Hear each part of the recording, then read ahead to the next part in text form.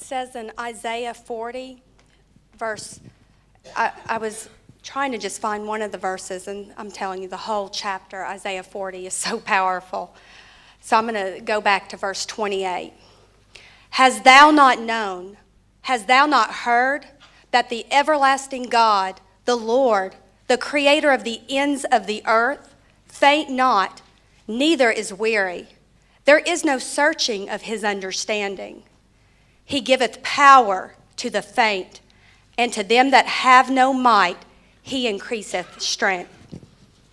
And if you go on and read the rest of that, in 31 it says, but they that wait upon the Lord shall renew their strength. They shall mount up with wings as eagles. They shall run and not be weary, and they shall walk and not faint.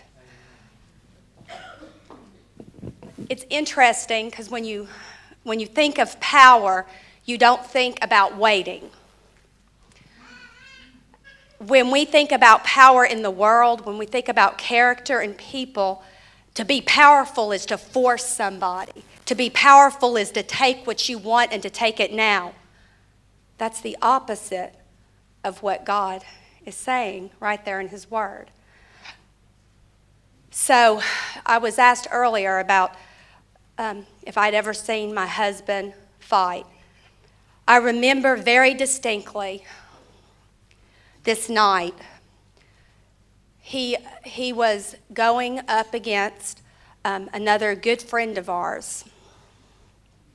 When Eric was in martial arts, for the majority of it, he was studying the eagle style. And I had seen him practice and do some things that, were quite frankly extraordinary as far as balancing. I'd never really seen him fight. I saw him and this other gentleman, and they were just playing around. And before I knew it, it got pretty violent, and I turned around. I was surprised that I was looking at two people that I knew very well, and I could not recognize either one of them. These were people that I felt very comfortable with, This was one of my husband's best friend, and this would be somebody that he eventually would earn first disciple with. And it's like they weren't even there. When Eric and I got married, I'd accepted the Lord, and he was drawn back to the Lord. So when we got married, I saw us entering a marriage that we were both Christians. We were going to church on the Sabbath. We were doing all the right stuff. I never saw us ending in divorce because, you see, Christians don't get divorced. I don't know if y'all are aware of that, but that's what I thought. And it's funny, now that I even hear those words, it's almost comical that I thought that Satan wouldn't attack a Christian home. Because who is he going to attack? A Christian home. But in my head, that was, I was going to be fine. Other people, maybe they have a problem, but not my home. There were changes that transpired throughout our marriage. As I had mentioned last night, I'm stubborn, and he's stubborn. And so we had the regular arguments that you have, and we didn't always see things eye to eye. But I saw a drawing away. Eric was involved in this, and they would go out to churches, and they would share this with youth groups. And it looked like it was great on the outside. All of the right things were being said, but yet self was being exalted. Now, when I think of self being exalted, and I think of power, and you look in the mirror and you're thinking how great I am, and I can do this and I can do that. See, in martial arts, they say it's a very humble sport. But if it's so humble, why are we worried about people attacking all the time? And if it's such a humble sport, why do we want to talk about your humility all the time? And why are we talking about you all the time and your master and what they can? I saw a lot of competition happening. and let somebody say something to one of the high ranks, or better yet, to the master, that was disrespectful, that humility was gone then. I saw a change, and one thing was being said, but a very different face was being shown at certain times.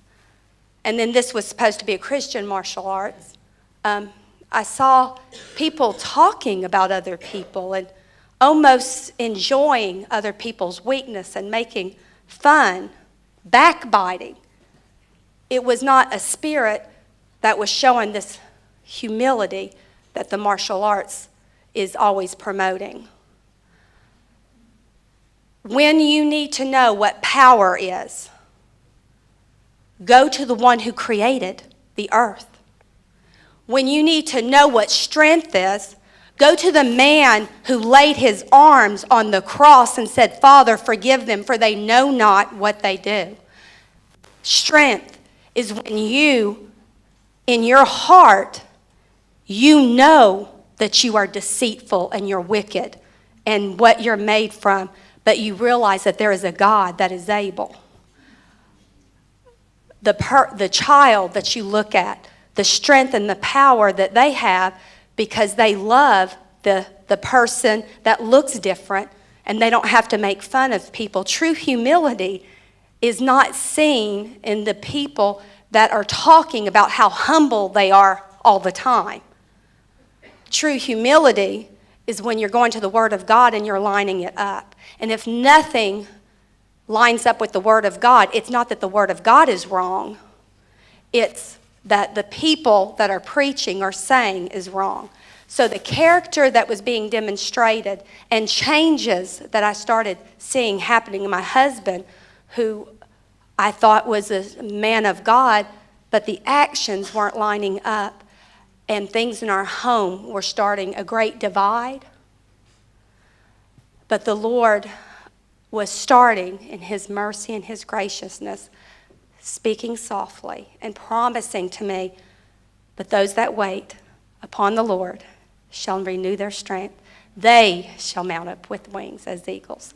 They shall run and not be weary. They shall walk and not faint.